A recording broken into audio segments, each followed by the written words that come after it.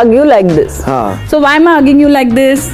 Because I have full control of how much I can move you, how much close you can. Hello guys and welcome to tea time. आज हम बात करेंगे एक ऐसी actress की जो कि बेटी हैं the he man of Bollywood and the dream girl of Bollywood. तो ड्रीम गर्ल और ही मैन की बेटी होने के बावजूद नेपोटिज्म की वजह से इनको फिल्में तो मिली, इनकी माँ ने भी इनके लिए फ़िल्म बनाई, लेकिन क्या ये हिट हो सकी? नहीं, ये उतनी सक्सेसफुल नहीं हो सकी जैसे इनकी कंपेटिटर करीना कपूर या और हो सकी थी उस ज़माने में। तो क्या रीज़न रहा कि इनकी शादी भी नाकाम हो गई? इनकी दो प्यारी प्यारी बेटियां हैं और इन्होंने रिसेंटली अपने हस्बैंड से सेपरेशन भी कर ली है और ये फुल इन्होंने कमबैक कर लिया है और ओटीटी में और वैसे भी ये जो है अब काम दोबारा से इन्होंने स्टार्ट कर लिया। आज इनके बारे में चर्चा करेंगे, लेकिन सबसे पहले मेरे यूट्यूब चैनल को आपने करना है सब्सक्राइब, क्योंकि मैं लाती हूँ ऐसी इंटरेस्टिंग वीडियोज़ आपके फेवरेट सेलिब्रिटीज़ के बारे में। तो आइए चलते हैं, इनकी ज़िंदगी पर एक नज़र डालते हैं। ईशा देओल का जन्म सन 2 नवंबर 1981 को महाराष्ट्र मुंबई में हुआ। ये बेटी हैं ड्रीम गर्ल और ही मैन की। इनकी जो है वो एक बहन भी है जो इनसे छोटी है, जिसका नाम है अहाना देओल, जो कि इंडस्ट्री में नहीं आई। ईशा देओल के जो सौतेले भाई हैं वो हैं धर्मेंद्र के बेटे सनी देओल और बॉबी देओल, और इनकी 2 स्टेप सिस्टर्स भी हैं। ईशा ने अपनी स्कूलिंग मुंबई के जमुना भाई नार्सिक स्कूल से कंप्लीट की और फिर ये इंग्लैंड में ऑक्सफोर्ड यूनिवर्सिटी में गई, जहाँ पे इन्होंने मीडिया आर्ट्स और कंप्यूटर टेक्नोलॉजी में मास्टर्स की डिग्री हासिल की। ईशा अपने स्कूल के दिनों से बहुत ज़्यादा स्पोर्टी थी। ये हैंडबॉल और बास्केटबॉल बहुत अच्छा खेलती थी और अपने स्कूल की तरफ से नेशनल लेवल पे भी ये जाके इन्होंने प्ले किया है। लेकिन क्योंकि इनका घर का माहौल पूरा फिल्मी था, इसलिए बचपन से इनका झुकाव फिल्मों की तरफ ज़्यादा था और इन्होंने अपने पेरेंट्स की बहुत सारी फिल्में देखी भी थी। धर्मेंद्र कभी भी नहीं चाहते थे कि ईशा देओल मूवीज़ में आए और वो इसके बिल्कुल ख़िलाफ़ थे। ये बातें काफ़ी दफ़ा सामने आई, चाहे कॉफ़ी विद करण में या सिमी गरेवाल के शो में, जब हेमा मालिनी अपनी 2 छोटी-छोटी बेटियों को लेकर पहुंची थी। जब ईशा के बारे में तो उन्होंने बताया था कि ये बिल्कुल मूवीज़ जॉइन करना चाहती है, लेकिन इनके पापा धर्मेंद्र को ये चीज़ बिल्कुल भी पसंद नहीं है। बाद में इनकी मदर हेमा मालिनी ने इनके फादर को कन्विंस कर लिया, ये कहकर कि जो काम आप करते हैं मैं करती हूँ, वो काम अगर ईशा भी कर ले तो इसमें कोई बुराई तो नहीं है, क्योंकि हम जो काम करते हैं वो बुरा तो नहीं है। इसके बाद धर्मेंद्र इस बात पे कुछ ना कह पाए, लेकिन वो हमेशा ईशा देओल के करियर से अपने आप को दूर ही उन्होंने रखा। धर्मेंद्र की पहली वाइफ प्रकाश कौर से उनकी जो 2 बड़ी बेटियां थीं, उन्होंने कभी भी इंडस्ट्री में काम नहीं किया और धर्मेंद्र कभी भी being a Punjabi he was a very conservative minded, वो नहीं चाहते थे उनकी बेटी ईशा और अहाना भी काम करे, लेकिन ईशा ने तो अपनी मन मर्जी करनी थी और वो इंडस्ट्री में आ गई। और ईशा की पहली फिल्म इंडस्ट्री में आने के बाद कोई मेरे दिल से पूछे रही, जिसमें इनके अपोजिट आफ्ताब शिवदसानी थे। इसमें इनकी मदर का रोल जया भादुरी ने प्ले किया, जिसमें इनके साथ संजय कपूर भी रहे और इस फिल्म में अनुपम खेर भी थे। ये फिल्म बॉक्स ऑफिस पे कुछ खास कमाल ना दिखा सकी, लेकिन ईशा की परफॉर्मेंस को ज़रूर लाइक किया गया और इसी परफॉर्मेंस के लिए इनको फिल्म फेयर का बेस्ट डेब्यू का अवार्ड भी हासिल हुआ। इसके बाद ये सैफ अली खान और ऋतिक रोशन के साथ मूवी ना तुम जानो ना हम में नजर आई और इसके साथ ही साथ इनकी एक और फिल्म जो कि तुषार कपूर के साथ थी, क्या दिल ने कहा, ये दोनों फिल्में भी रिलीज़ हुई, लेकिन ये दोनों फिल्मों की तकदीर में भी कामयाबी नहीं रही और ये दोनों फिल्में फ्लॉप हो गई, क्योंकि ईशा देओल काफ़ी ज़्यादा फ्लॉप मूवीज़ दे रही थी। इसके बाद ये मल्टी स्टारर मूवीज़ का हिस्सा बन के नज़र आने लगी और साल 2003 में इनकी फ़िल्म कुछ तो है आई। इसके साथ इन्होंने चुरा लिया है तुमने में भी काम किया, LOC में भी काम किया। ज़्यादातर इनकी फ़िल्में फ्लॉप ही जा रही थी।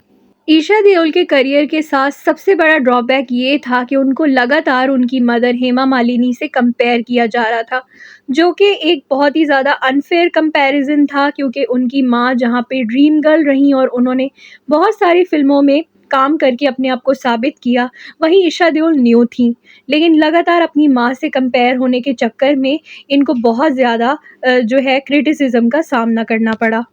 ईशा के करियर में टर्निंग पॉइंट तब आया जब इन्होंने धूम मूवी में काम किया और इनका जो इसमें गाना था वो बहुत ज़्यादा चर्चित हुआ। इस फ़िल्म में उन्होंने बिकिनी भी पहनी थी और बिकिनी पहनने के लिए जो है वो बताती हैं कि उनकी मदर बहुत चिल थी, उनकी मदर को कोई भी इश्यू नहीं था। बल्कि ईशा कहती हैं कि उनकी मदर शुरू से काफ़ी चिल रही हैं और उनको कोई इश्यू नहीं था ईशा के कुछ भी पहनने से। लेकिन हाँ, ये है कि ईशा की जो नानी थी वो बिल्कुल सीसीटीवी कैमरा की तरह थी। ये मैं नहीं, ये खुद ईशा देओल ने एक इंटरव्यू में बताया है कि घर में कौन आ रहा है, कौन जा रहा है, वो सब नोटिस करती रहती थी, क्योंकि जहाँ पे वो बैठती थी और अपना टीवी देखती थी, वहीं से घर का मेन एंट्रेंस था, जहाँ से ईशा के दोस्त वगैरह भी आते थे, जो अक्सर कुछ ना कुछ ऊपर से पहन के आते थे और उनके कमरे में जाने के बाद वो चीज़ निकाल देते थे, क्योंकि उनकी नानी थोड़ी कंज़र्वेटिव सोच की थी। साल 2005 में ईशा हमें काफ़ी सारी फ़िल्मों में नज़र आईं, जैसे कि नो एंट्री, काल, मैं ऐसा ही हूँ। सिर्फ़ और सिर्फ़ इनकी नो एंट्री मूवी कामयाब रही, बाकी इनकी सारी फ़िल्में फ्लॉप हो गई। शादी नंबर 1 भी इनकी एक फ़िल्म थी जो कि फ्लॉप रही, जो कि डेविड धवन ने डायरेक्ट की थी। अब ईशा देओल के पास ज़्यादा काम नहीं था और इनके पास जो काम आ भी रहा था वो इतना ज़्यादा मीडियोकर था कि उसमें ईशा देओल को नोटिस कर पाना बहुत ही ज़्यादा मुश्किल हो रहा था। लेकिन फिर भी ईशा देओल ने हार नहीं मानी, क्योंकि उनकी मदर का सपोर्ट अभी भी उनके साथ था। हेमा मालिनी ने अपनी बेटी के लिए एक फ़िल्म बनाई, जिस फ़िल्म का नाम था टेल मी ओ खुदा, जिसमें ऋषि कपूर, विनोद खन्ना और इनके अपने फादर धर्मेंद्र भी रहे। इतनी बड़ी स्टार कास्ट होने के बावजूद ये फ़िल्म एक डब्बे में बंद हो गई, क्योंकि ये फ़िल्म एक डब्बा ही थी। इस फ़िल्म के बाद ईशा देओल ने कुछ अरसे का ब्रेक ले लिया फ़िल्मों से और वो शादी करके बैठ गई। शादी उन्होंने की थी अपने बचपन के फ्रेंड भरत से, और जिनसे उनकी 2 बेटियां पैदा हुई, राधिया और मिराया, जिसके बाद उन्होंने कुछ अरसे तक काम नहीं किया। एक कंट्रोवर्सी ये भी तब खड़ी हुई थी कि इनकी शादी में इनके स्टेप ब्रदर सनी देओल और बॉबी देओल का गैर हाजिर होना, और जब मीडिया ने इस बारे में धर्मेंद्र से पूछा तो धर्मेंद्र आग बबूला हो गए और बहुत ज़्यादा एग्रेसिवली उन्होंने मीडिया से बात की। धर्मेंद्र जितना भी छुपाने की कोशिश करते, मगर हकीकत तो यही है कि इनके दोनों फैमिलीज़ के दरमियान उतना पीस नहीं है जितना पीस वो दिखाने की कोशिश करते हैं। और शुरुआत से ही उनकी पहली बीवी ने जो है वो हेमा मालिनी और उनकी बेटियों को अपने घर में एंट्री नहीं दी है। हाँ, दूर-दूर से ये लोग ज़रूर एक फैमिली की तरह दिखते हैं, लेकिन दरअसल हकीकत कुछ और ही थी। ईशा देओल की लाइफ की एक सबसे बड़ी कंट्रोवर्सी तब हुई जब उन्होंने अपनी साथी कलाकार यानी कि अमृता राव को एक ज़ोरदार चांटा मार दिया था, और ये बात बहुत ज़्यादा न्यूज़ में फैल गई थी। इस बारे में ईशा देओल से आपकी अदालत में पूछा गया कि आपने अपनी को स्टार अमृता राव को थप्पड़ क्यों मारा। तब ईशा देओल ने बताया कि मैं अपने बारे में कुछ भी ऊट पटांग नहीं सुन सकती, और जब मैंने ऐसा सुना कि वो सेट पे मेरे खिलाफ गलत बातें कर रही थी, तब बीइंग अ देओल मुझे बहुत ज़्यादा गुस्सा आ गया और मैं अपने हाथ पे काबू नहीं कर पाई, और इस तरीके से इन्होंने अमृता राव को थप्पड़ मारा, जिसके बाद अमृता राव ने बाद में इनको सॉरी भी बोला, जो कुछ भी इन्होंने कहा। वाह! एक तो ये बात सही है, थप्पड़ भी इन्होंने मारा और सॉरी भी इनसे बोलना पड़ा। लेकिन इनके स्टेप ब्रदर सनी देओल के भी बड़े ऐसे किस्से हैं जहाँ पे उन्होंने लोगों की धुलाई कर दी हो या गुस्से से अपनी ही जीन्स फाड़ दी हो। इनके फादर के बारे में भी ऐसे ही किस्से मशहूर हैं। तो इनका ख़ानदानी गुस्से का प्रॉब्लम बहुत ज़्यादा चर्चित है। ईशा देओल एक इंटरव्यू में बताती हैं कि फ़िल्म 10 के प्रमोशन के दौरान इनको काफ़ी जो है भीड़ भड़क्के में जाना पड़ा था प्रमोशन के दौरान, और किसी एक इंसान ने इनको गलत तरीके से टच करने की कोशिश की। तब इन्होंने उसका हाथ पकड़ के उसको वहीं मारना स्टार्ट कर दिया, जिसके बाद लोगों ने आके उस बेचारे को इनसे बचाया, क्योंकि जो है ये बिल्कुल सही बात है कि ईशा देओल ने अपने लिए स्टैंड लिया और वो उन्होंने कुछ भी गलत नहीं होने दिया। 2012 में ईशा देओल हमें रोडीज़ में नज़र आई एज गैंग लीडर, और उसी साल इनकी फ़िल्म इनका OTT शो बल्कि आया रुद्रा, जिसका नाम था डिज़नी प्लस हॉटस्टार में। फिर ये नज़र आई अमेज़न टीवी में, जहाँ पे इन्होंने हंटर टूटेगा नहीं तोड़ेगा में ये नज़र आई, जिसमें इन्होंने सुनील शेट्टी के अपोजिट काम किया।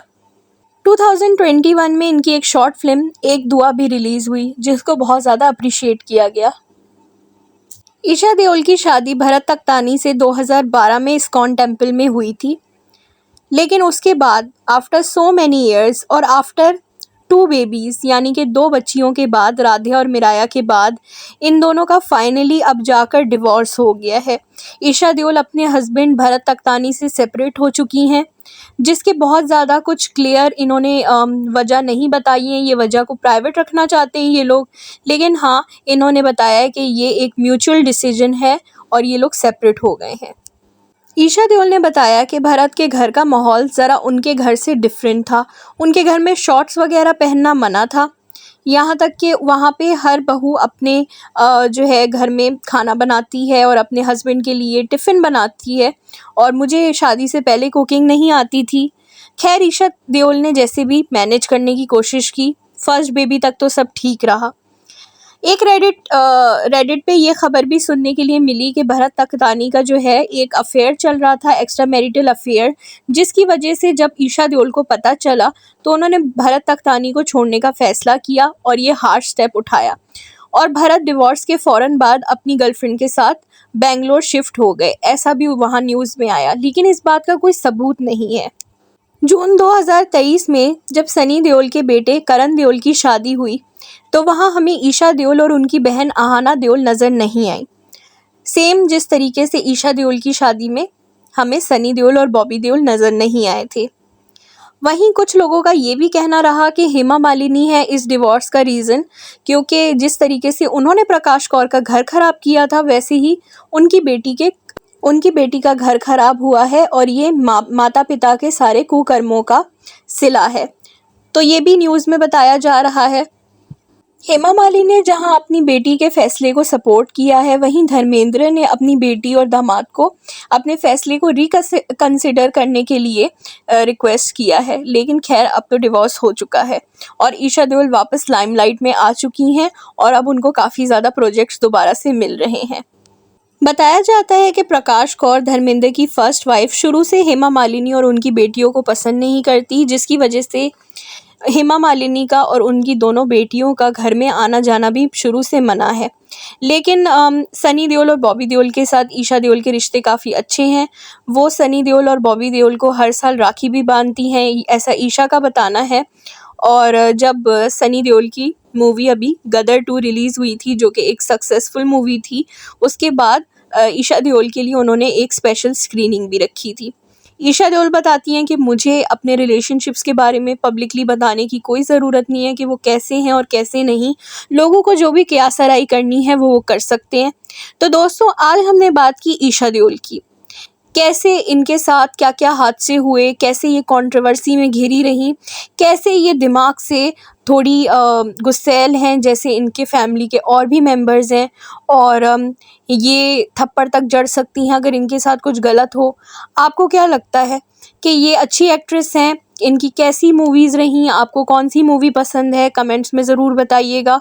अपनी राय से हमें ज़रूर आगाह करें कि आप कौन कौन सी एक्ट्रेसेस के बारे में या एक्टर्स के बारे में जानना चाहते हैं, और मेरे चैनल को ज़रूर सब्सक्राइब करें, क्योंकि मैं लाती रहती हूँ ऐसी इंटरेस्टिंग वीडियोस आपके फेवरेट सेलेब्स के बारे में। और अब हम मिलेंगे न्यू वीडियो के साथ। Till then, take care, bye bye.